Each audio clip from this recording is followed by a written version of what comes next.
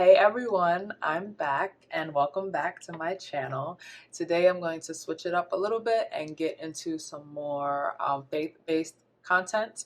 And so today I'm going to be talking about how to clear the clutter from your mind. You're welcome. Welcome to my channel. I am a life and business strategist and creator of supernaturallyme.com. Please make sure you subscribe to this channel for more content on faith, lifestyle, wellness, and business for mompreneurs and women of faith like you who want success in entrepreneurship, your personal life, and your walk with God. Let's get into today's video.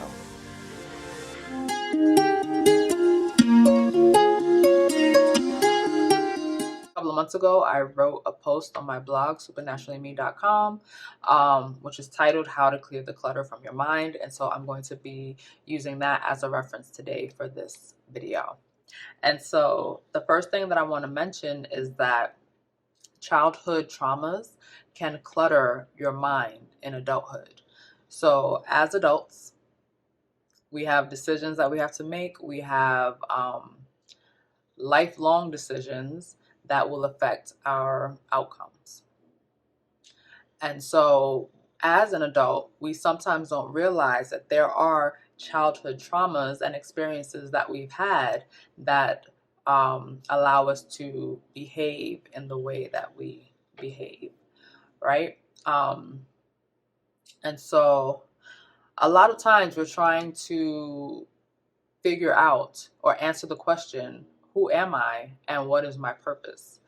And there are a lot of online resources. There are thousands and thousands of books, self-help books with ways to improve yourself, ways to improve your relationships. And they talk about the psychology behind why certain people do the things that they do or why people behave the way that they behave. And so one of the things that some of those books explain is that there are some life experiences in childhood that shape who you become as an adult. And so when we carry around all of our baggage from years and years of trauma and experiences that we have not addressed, it starts to weigh us down and it clutters our mind as we become adults. And so it makes certain areas of our life a lot harder to maintain or to function. And so I'm going to be using a story from the Bible to kind of give an example of some of the points that I'm going to be making about how to clear the clutter from your mind. And so before I get into the points, I just want to go over and mention one more thing. And that is that what clutters our mind is not always clear to us. How many of you know that that is true? We can always see what's wrong with everybody else and tell people what to do and what not to do, and that, oh, that situation is not good for you. And we can pinpoint and give the best advice to everybody else. And when it comes to ourselves, we cannot see the situation that we are in. And I don't know, it's just the way things go sometimes. It's always harder to see yourself in a situation and to take the advice that you would give to someone else in the same situation. It's just a lot harder. I don't know why that is, but it just is. And so things that we've experienced as children, they manifest themselves while we're adults. And so manifest means clear or obvious to the eye or the mind. But like I said, it's not always so clear to the person who's actually experiencing it. Because we have the things that we see, we have what we perceive, and then we have how we feel. And all of those things determine how you act and how you behave. And so how we feel will show up in the way that we act, but that feeling and that act don't always clearly correlate or have a clear path of correlation. we don't realize that we're behaving this way when we are 26, 27, and 28 because of an experience that we've had when we were 8, 9, and 10. Like, it's not clear to say, oh, I felt this way when I was 10, and so now that I'm 25, I can see why this is showing up this way in my life. It's not that easy to connect. Okay, so the first thing that you need to do in order to clear the clutter from your mind is to become aware of the existence of a junk closet in your mind. Now, this is a metaphor that I'm going to use to try to explain what I mean by junk closet. So think of it like this. A lot of us, myself included, we have at least one drawer or one closet where that becomes the junk drawer or the junk closet. So I'm just going to say junk closet, right? It's the space where all the miscellaneous items that we have, or things that we don't have an exact place for yet, we just kind of throw it into this space, into this junk closet, right? So we just put stuff in there because it gets it out the way. We don't have to really pay much attention to it because at least it's out of sight. But after a while, if you're not periodically sorting or organizing what you're putting into that closet, and you continually just throw random things in there, after a while it's going to overflow and it's going to come crashing down into chaos. And so now we have all this stuff. It came crashing down. We didn't have time to sort through it.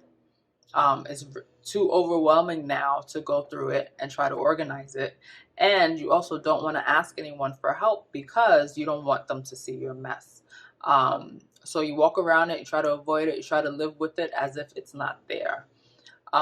So over time, this is what happens to our minds. We have a place or a space for all the feelings that we don't want to deal with.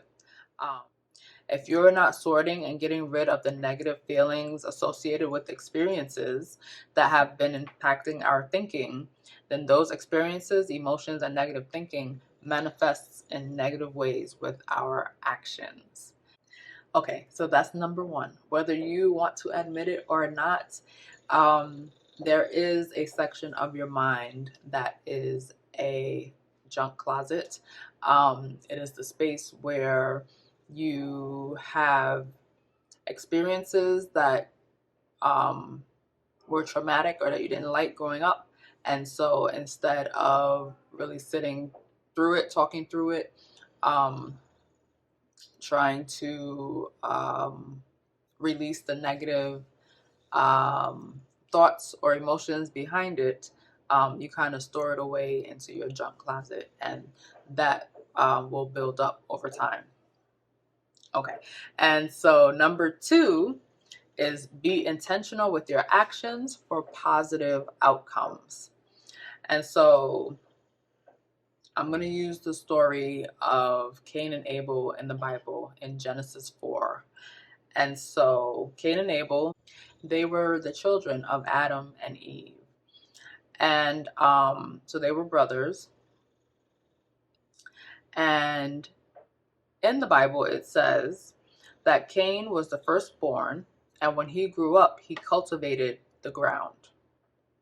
And Abel, the secondborn, grew up and he became a shepherd.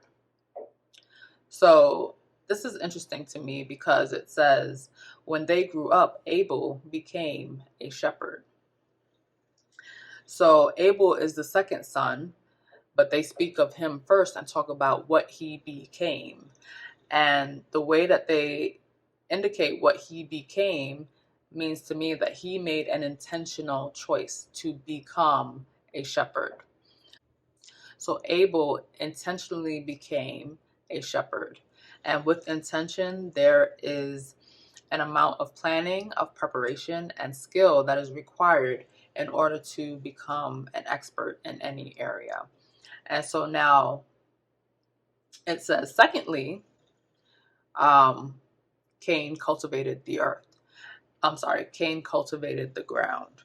So the first thing that I noticed is that they mentioned the second son first and what he became, And then almost like an afterthought, they mentioned that Cain cultivated the ground. And so while Abel became a shepherd, secondly, Cain cultivated the ground. And so it didn't say Cain became a cultivator of the ground. It just says he cultivated the ground. And so to me, that means that he just settled and did what he could, but there was no intention behind his choice. It was just something that he did. So even though Cain is the firstborn son, he's the special one to inherit and become the head of the family. Even though he's the firstborn, it seems as if Abel is more highly accomplished and more highly esteemed because he is mentioned first. Okay, so let's just say that Cain takes this experience and he throws it into his junk closet. And so the negative thoughts that coincide with that might be, who does Abel think he is? I'm the first one. I'm the special one. I'm the one who should be regarded more highly than him, right? Those are his negative thoughts associated with this experience that he throws into his junk closet. Okay, so be intentional with your actions for positive outcomes. That's the second thing. So now the third thing is to accept or seek help and good advice to help clear the clutter from your mind. So we have Cain and we have Abel. Abel is the second-born son who was intentional about becoming a shepherd, and we have Cain, who is the firstborn, but seems to just kind of be doing whatever comes along. It doesn't seem like he's put much intention into who or what he wanted to become. And so the third step, accept or seek help and good advice in order to help clear the clutter. And so in the next part of the story, it says, when it was time for the harvest, Cain presented some of his crops as a gift to the Lord. Abel also brought a gift, the best portions of the firstborn lambs from his flock. The Lord accepted Abel and his gift, but he did not accept Cain and his gift.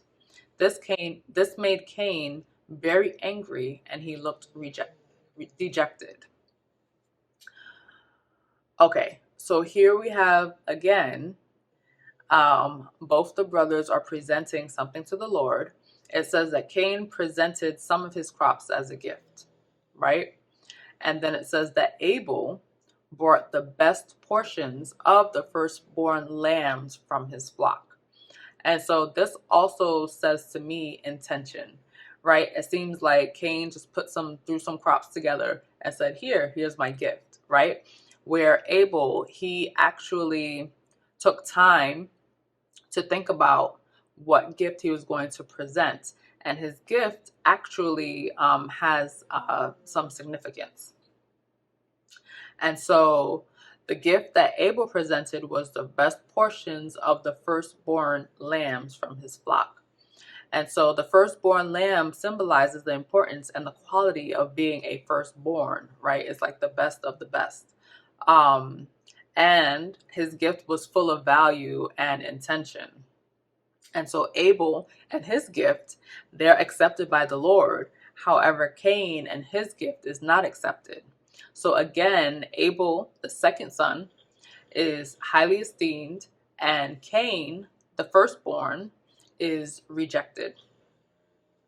And so this makes Cain very angry. So now he's throwing this experience in his junk closet as well. And so the Lord gives Cain some advice. He says, you will be accepted if you do what is right, but if you refuse to do what is right, then watch out. Sin is crouching at the door, eager to control you. But Cain doesn't seem to accept this advice or want to accept this advice. Instead, right, he's going to throw this experience into his junk closet. And this experience is going to harbor envious thoughts about his brother. So the second born son, again, is accepted, and the firstborn is not. The firstborn son has intention in what he wants to become, and the second born has intention of what he wants to become, and the firstborn son does not have as much intention into who he is or what he is to become. So number 4 is to be accountable for your actions. At this point, Cain has been filling up his junk closet with all of these experiences, and negative thoughts and attitudes have been building up around who he is and also who his brother is. So instead of him taking the time to focus on himself and try to clean up the negativity that he's been harboring and probably has been compounding for years, probably since they were children, the weight in his closet becomes unbearable and starts to crash down on him. And so oftentimes when we find ourselves in this predicament where we're living in chaos from all these things crashing down, and we never took the time to properly deal with it, this is when, so if you haven't dealt with your issues all of your life, the first thing that you're probably going to do is blame somebody else. I think that's typically what people tend to do. If they have things that they don't want to deal with, but it comes up negatively later on, they tend to blame other people and blame someone else. They will blame anybody just to not be accountable and take the blame themselves. And so one day, Cain says to his brother, "Let's go out into the field." And while they were in the field, Cain attacked his brother Abel and killed him.